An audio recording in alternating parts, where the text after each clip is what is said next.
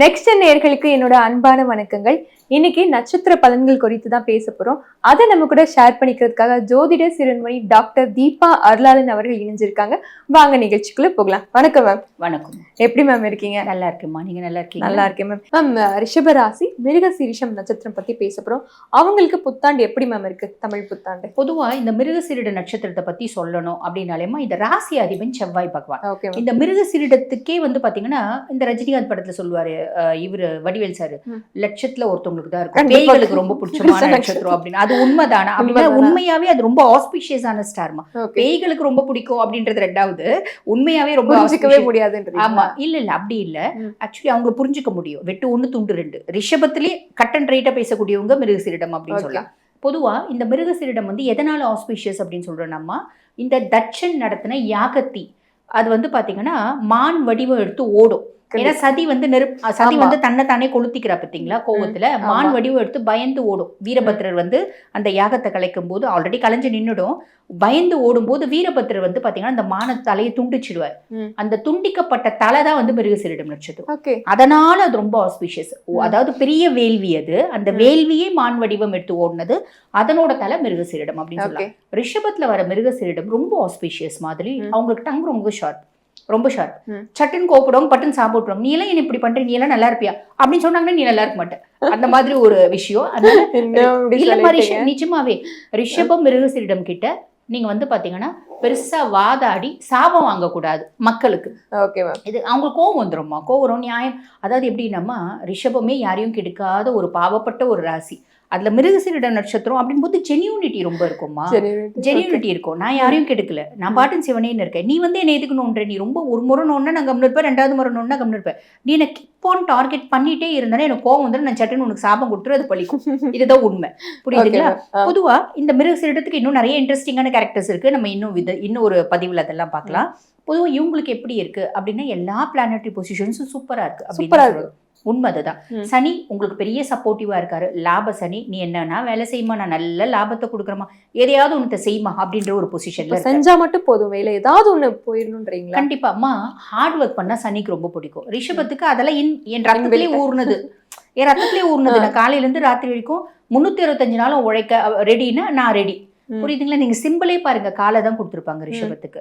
So அந்த மாதிரி நல்ல ஹார்ட் ஒர்க் பண்ணக்கூடியவங்க. அவங்க பெருசா சனியை பத்தி யோசிக்கணுன்ற அவசியமே இல்லை. அதுக்கும் மேல ரிஷபராசினோட ராசி அதிபன் சுக்கிரன். சுக்கிரனுக்கு சனி நட்பு கிரகம். புரியுதுங்களா? சோ இவங்க பாட்டுன்னு வேலை செய்வாங்க, அதுக்கான பலன் அனுபவிப்பாங்க. ரொம்ப நாளா வேலை செஞ்சுதான் இருக்காங்க, அதுக்கான பலனை அனுபவிக்கக்கூடிய காலகட்டம் இந்த காலகட்டம்.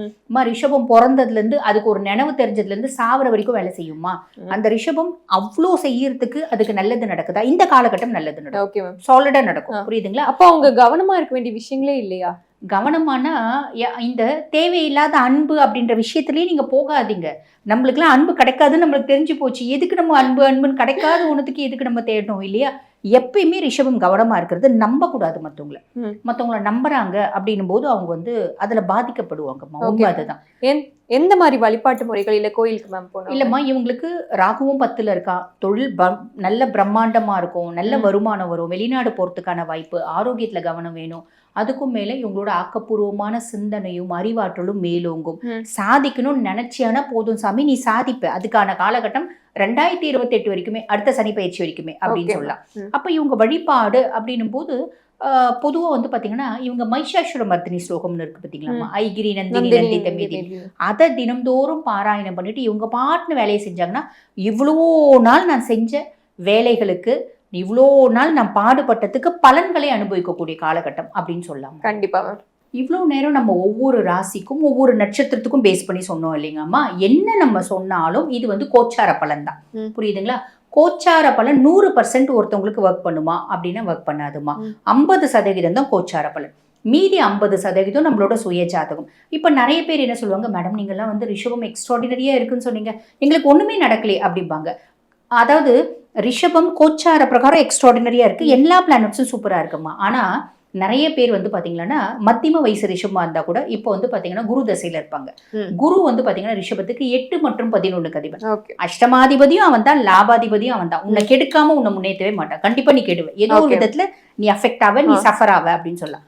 அதுக்கும் மேல இப்ப ரிஷபத்தை பேஸ் பண்ணி சொல்றேன்னு வச்சுக்கோங்களேன், அதுக்கும் மேல ரிஷபம் சூப்பரா இருக்கு, ஆனா உங்க சுய ஜாதகத்துல சனி தசையில இருப்பாங்க. சனி சுய ஜாதகத்துல எங்க இருக்கான் அப்படின்னா 7ல இருப்பான். 7ல இருப்பான்னா இந்த காலகட்டம் கணவன் மனைவிக்கு பெரிய சண்டை வந்து 2 பேரும் பிரியக்கூடிய சூழ்நிலை வரும். என்ன எல்லாம் ரிஷபம் சூப்பரா இருக்குன்னு ஒரு ஜோதிடர் இல்லாம சொல்றீங்க, நானும் என் கணவனும் பிரிஞ்சே போயிட்டோமே, நானும் என் கணவருக்கும் நடுவுல வந்து பாத்தீங்கன்னா பெரிய இடைவெளி வந்துருச்சு, பெரிய சொல்றதே நடக்கலையே, இந்த ஜோதிடர்கள் எல்லாம் வாய்க்கு வந்ததுலாம் சொல்றாங்க அப்படின்னு சொல்லுவாங்க. ஆனா அது உண்மை என்னன்னா, ரிஷபம் அப்படின்னா எத்தனையோ கோடி மக்கள் இருக்காங்க ரிஷபராசியில. இப்ப எல்லா ரிஷபத்துக்கும் இது நடக்குமா? சுய ஜாதகமும் ஒண்ணு.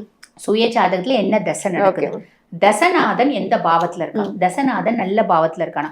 பொதுவாகவே ஜோதிடத்துல ஒரு விதி உண்டு, தசநாதன் செய்யாததை புத்திநாதன் செய்யான், புத்திநாதன் செய்யாததை கோச்சாரன் செய்யான் அப்படிம்பாங்க. அப்ப தசநாதன் அங்க ப்ரையாரிட்டி. தசை என்ன தசை நடக்குது, என்ன அந்தர் தசை நடக்குது, என்ன புத்தி நடக்குது. தசநாதன் சூப்பரா இருந்தா 100% நம்ம சொல்றது நடக்கும்.